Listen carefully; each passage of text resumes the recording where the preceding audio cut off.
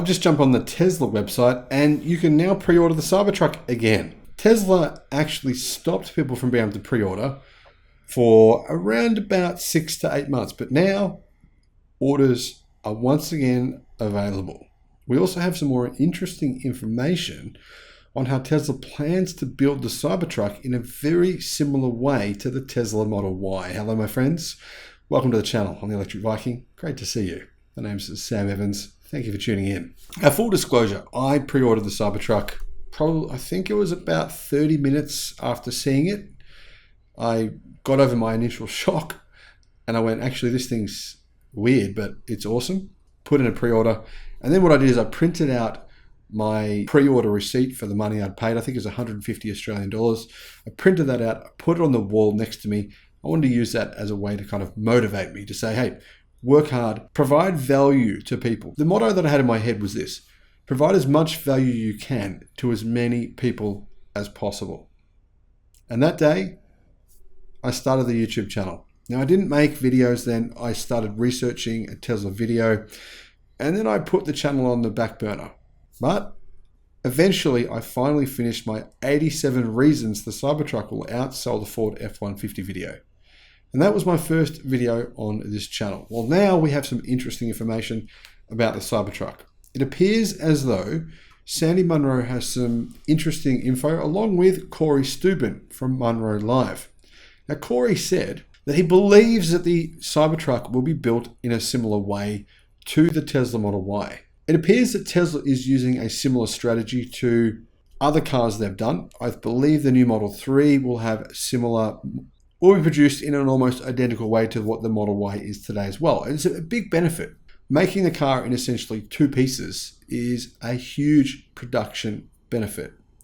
There's one part to the Cybertruck casting, according to Corey from Munro Live. He says there's a massive casting and 4 stamping pieces. 9 parts create the whole front structure of the vehicle. 9 parts. Now, that might sound like a lot, but to give you an example, Rivian has hundreds, Ford F-150 have hundreds. It's usually over 100 to create that part of the vehicle. And Munro Live, they know this because they literally, as their job, they tear down these vehicles and see how many pieces there are. So it's one of the things that I remember Sandy Munro interviewed Elon Musk. It was really cool of Elon Musk to do this. I mean, to be able to go as a CEO, one of the wealthiest people in the world, meet this guy who, to be fair, Sandy Munro's, at the time, he wasn't really well known, and just take criticism from him. Sandy said, these are some of the things you can do better. And after that meeting, that I believe was when Tesla really started to work on production efficiency, gigacastings. Now, apparently, there is also a high voltage wiring system that will be used to connect the drive unit. It's the same manufacturing philosophy as the Tesla Model Y. And Corey thinks Tesla are going to make a casting that is 1/3 bigger than the Model Y in order to cast the parts for the Cybertruck. Now, we know Tesla will make the body as an exoskeleton, but casting the actual rest of the body is not really something that has been widely talked about. So Corey says this is not the exoskeleton. This is like castings on the Model Y. 2 huge castings, one for the front and one for the rear, then these separate parts to join everything together. Now, there's also a low voltage wiring harness that will connect to the cooling unit, and TalkNews.com says that this is the evolution of Tesla's design philosophy applied to a truck. I love that. I mean, design philosophy, simplify things. The best part is no part. Most people are aware of the reality here that Tesla is planning on using cold rolled 30X stainless steel. Now, that's the same metal that Tesla use for SpaceX rockets. I think it's a big advantage. I mean, basically it means you don't have to paint the vehicle and it's very unlikely to rust. But there are some, of course, downsides to working with this kind of material. It's more complex, it's harder to bend, for example. So casting it, that may be the solution. And I believe Tesla have worked on making this material different to other stainless steels in order to enable them to actually get the pieces to cast properly. So realistically, it's a big, big vehicle. I mean, this thing is actually bigger than the Ford F-150 Lightning. It's longer. and it's wider than the Lightning. But it's about the same size as the Ford F-150 Raptor. Of course, though, the truck bed is much longer than the bed what you see in the F-150 Raptor. And the bonnet, or the front area, is much shorter. Therefore, the passenger space is able to stay big. So I think it's really practical in that sense. However, Corey believes that the doors, the hood, and other parts of the car will form structural elements to the vehicle. I'm not exactly sure how that will work.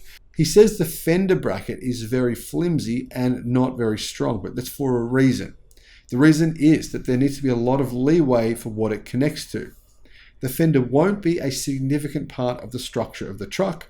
It will be a separate piece, largely used to protect from bumps to the truck. Now, remember, the fenders are part of a legal rule. I mean, Tesla had to put the fenders on. This is a part of the truck that you don't really see in the original design when the Tesla released the prototype years ago, back in 2018, I believe it was. You don't really see those there because it's not like they don't look good, fenders. I don't think they do. But apparently it's going to form just a part of the vehicle that will just protect the vehicle from bumps and abrasions, etc. And that's pretty straightforward and pretty as to be expected. Now, the Cybertruck will have one interesting feature that I wasn't aware of, which is we know air suspension. You've all seen that. You've all seen the fact that Tesla is talking about having an 8-inch lift kit, which is amazing. I love the fact that you'll be able to drive a vehicle. You'll be able to drive, say, a four-wheeler straight onto the tray. Maybe you have your lawnmower, you ride on a lawnmower, something like that. Even a motorbike, drive it straight on. And the air suspension enables the back of the vehicle to come down.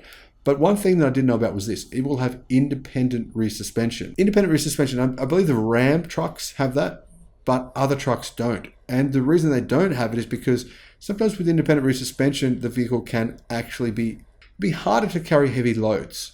But Tesla have said that this vehicle will be capable of carrying massive loads, like 14,000. Like initially, the figures they revealed for the loads the bed could carry were higher than the competition. So I'm not really sure yet if that's going to stay the same. The reason I'm not sure is because Tesla removed all the details, all the specs from the Tesla website.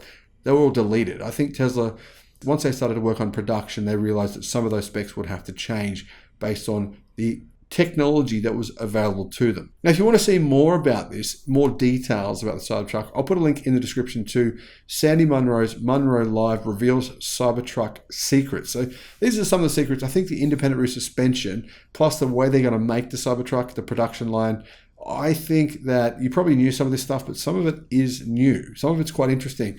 And it proves the point that I've been trying to say. I don't think that these analysts, analysts are claiming the Cybertrucks, they're only going to be produced in Ferrari-like numbers. That's what they've said. Tesla will only make it as a niche product in Ferrari-like quantities, meaning of the people who place pre-orders, more than 1.5 million, majority of them will never get the vehicle. It'll just be like a design expose for Tesla.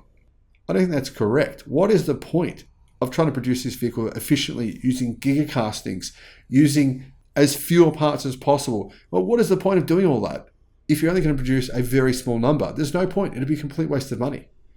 In my opinion, this vehicle will be mass produced. And by the time we get to, say, 2028, I can see Tesla making around 1 million of these per year. That's my prediction. Let me know what your thoughts are in the comments. Thank you for watching.